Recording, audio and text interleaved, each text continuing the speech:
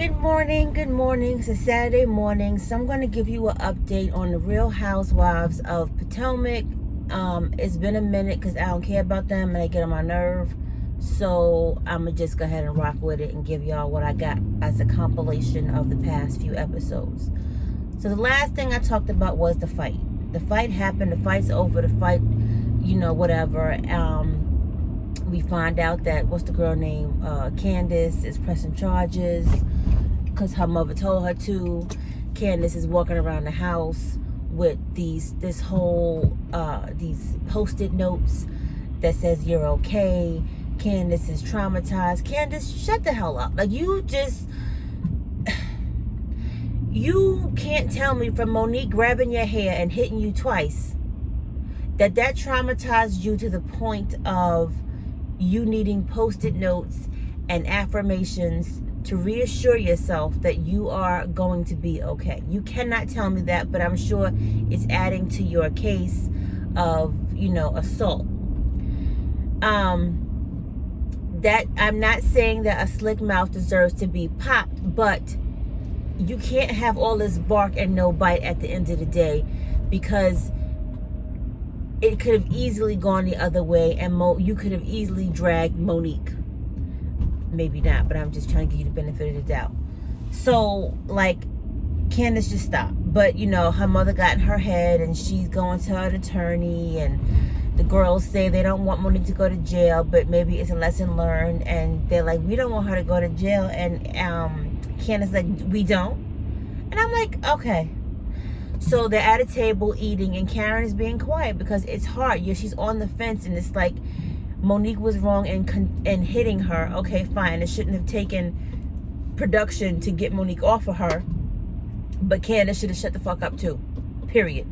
Like, you can't keep going and going and going like a Kenya Moore and don't think someone's gonna get tired of it and either whip your ass or walk away. They're not that grown, and I'm not that grown, so it wouldn't have went down either way for different parties. So, and they're just at the table, and then the husband's at the table, and Ashley chimes in, and Ashley doesn't have much to say because she was there. She was in the bathroom, but she's like, well, Candace, you were antagonizing her, like you have been very vicious with me and with her, with your mouth. And Candace is still trying to say, I can say what I want to say, and it doesn't deserve or warrant me to get beat up or hit on. In what world? In what world? But again, Candace, you raised differently, so maybe it's different for you than it is for everybody else. So whatever. So they go, Ashley's like, okay, I got nothing to say, then forget it. And something she says about her, something Candace says about Ashley's husband. And Ashley's like, Candace says something to the effect of, oh, no, that's what happened. She said, how much is Monique paying you to say this? And she's like, my husband is rich. I don't need no money from nobody. And Candace says, not for long. And it's like, girl, really? You still running your mouth? And then her husband's like, would you just shut up and stop it? Just shut up. And it's true. She can't help herself. She keep going and going and going, and she doesn't know when to fucking stop. Stop running your goddamn mouth before you get popped again, or grape or glass thrown at you. Like, you have to understand, your mouth is writing checks your ass can't handle. And she continuously goes and goes. So then they show Ashley and her husband going to therapy because he had that indiscretion, she wants to call it. And apparently Ashley and Michael have swingers in the past. And once she had a baby, that kind of stopped.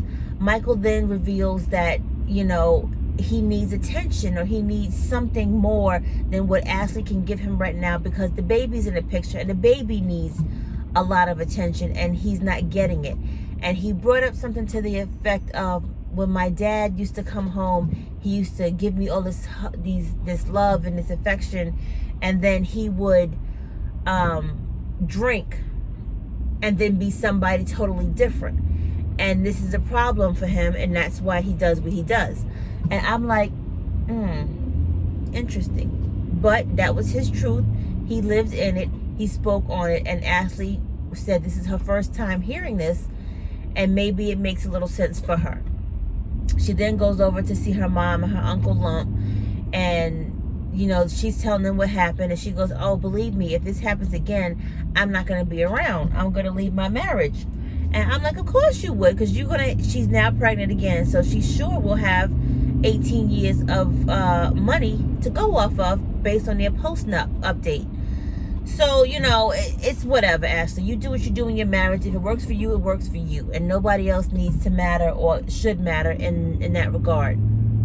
But you're living a public life, a public divorce, a public everything. And it's coming out. So people have the right to say what they want to say, have opinions, and judge, because it's what it is.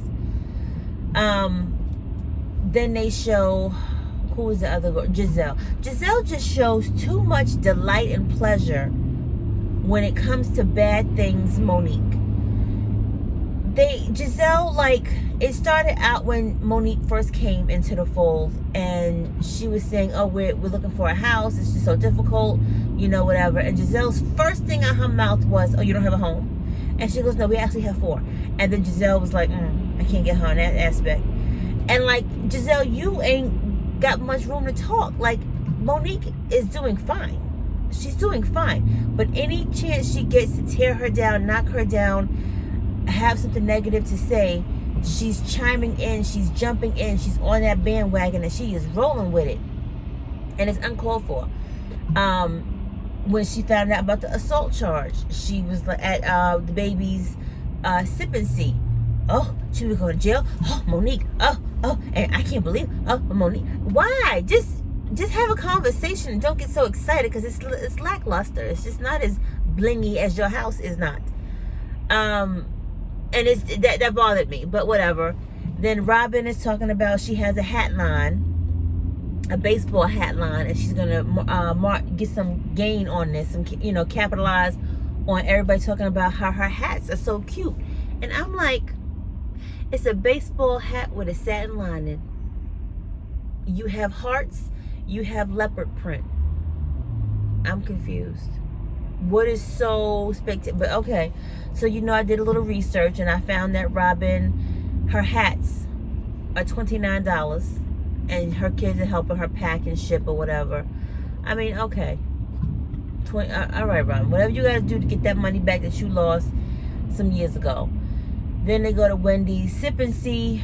Wendy is talking to her husband about, just reach out, extend your hand to your family, offer them a chance to come see the family and see the babies, because they haven't seen their grandchildren. And it's really off-putting and upsetting that another adult can stop you from seeing your whole child and,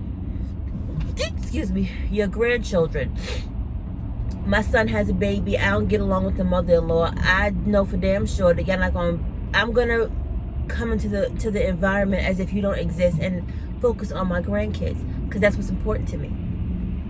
He sends him a text, and he's hurt.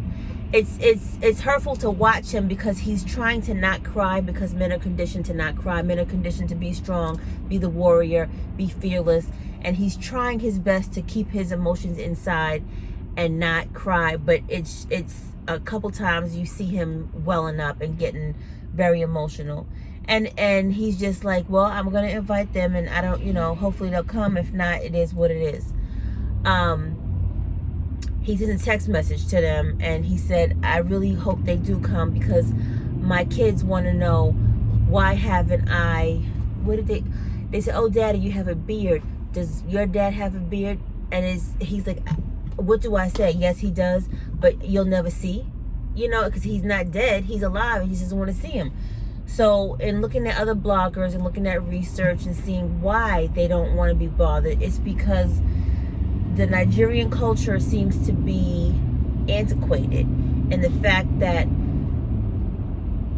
if you're from a different bloodline, if your bloodline doesn't line up to be smooth and clean, or less than the best, you shouldn't intermingle with another tribe, which Wendy did. So somewhere down the line, Wendy's family isn't,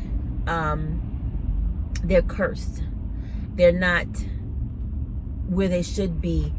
They weren't where they should have been years ago, and in that respect, it affects what they do now, which is dumb as all hell. But culture is culture, and it's, you know, Americans can deviate any chance they get because we have that right. In other cultures, they don't have that right.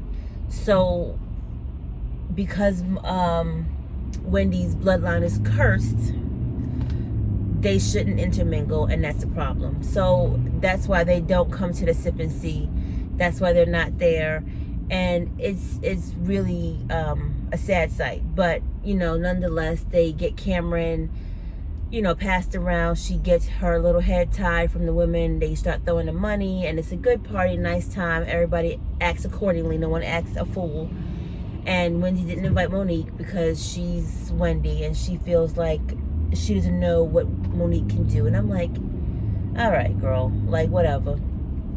So that's that on. Oh, and Karen and Ray are going through some real life stuff, and it's hard to watch at times because Ray is a lot older than Karen, and Karen is finally coming into her own. She's not raising kids anymore. She's not like the homemaker. She's not this, she's not that. So all she has is whatever she can manage to do or get for herself, which is this La Dame fragrance, which is you know, the reality show. And she's not paying attention to Ray anymore, and Ray's not happy with it. He wants to retire and just do nothing, and Karen can't do that, and Ray's having a hard time. So this is playing out, and it's not a good play out. But we're gonna see what this happens. I gave y'all what I got, ain't got no more. Like and subscribe. I have better videos on other shows that I watch. Talk to you later. Bye.